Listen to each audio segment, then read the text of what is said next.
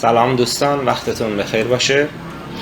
امروز اومدیم با آموزش نصب برنامه FFmpeg.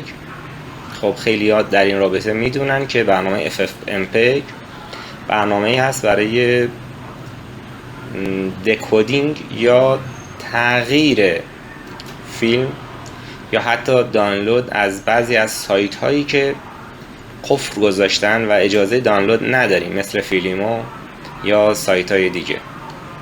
خب شروع میکنیم با آموزش.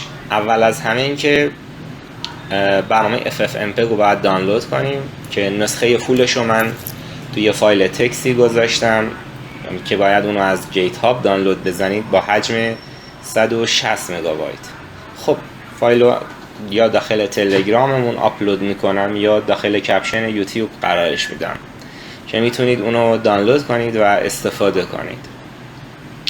بعد از اینکه فایل رو دانلود کردیم، این همون فایلی که عرض کردم خدمتتون، کلیک سمت راست رو موس رو روش انجام میدیم و گزینه اکسترکت آل رو انتخاب میکنیم.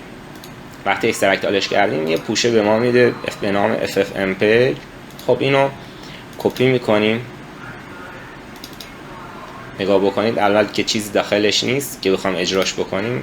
طریقه نصبش راحته. فایل اکسترکت شده رو کپی میکنیم، اونو داخل درایو سی کامپیوترمون قرار میدیم که من این کار رو انجام دادم قبلا. میایم ویندوز، قسمت سیتینگ رو انتخاب میکنیم، قسمت سیستم و قسمت اباوت رو انتخاب میکنیم. قسمت ادوانس سیستم سیتینگ رو انتخاب میکنیم. گزینه environment و label رو انتخاب میکنیم. گزینه پد رو انتخاب میکنیم و یه نیو انتخاب میکنیم. گزینه ادیت رو انتخاب میکنیم.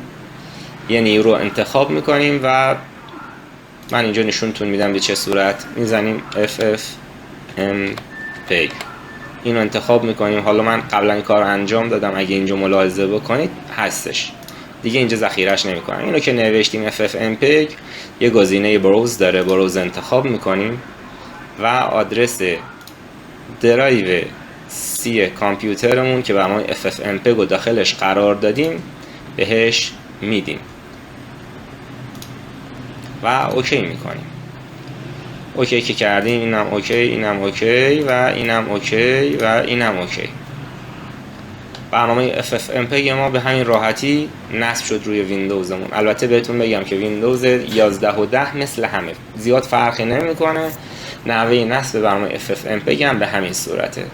حالا اگر که داخل ویندوز پاورشل ادمینتون بیدید و بنویسید FFmpeg و اینتر کنید، برنامه FFmpeg برای شما اجرا میشه. فقط خواستم آموزشش رو بهتون بدم که متوجه بشید به چه صورت FFmpeg نصب میشه. نحوه نصب رو که آموزش دادیم، انشاءالله در فیلم بعدی نحوه دانلود از فیلیمو رو آموزش میدم و تبدیل فیلم به X265. تا دفعه دیگه و جلسه دیگه شما رو به خدای بزرگ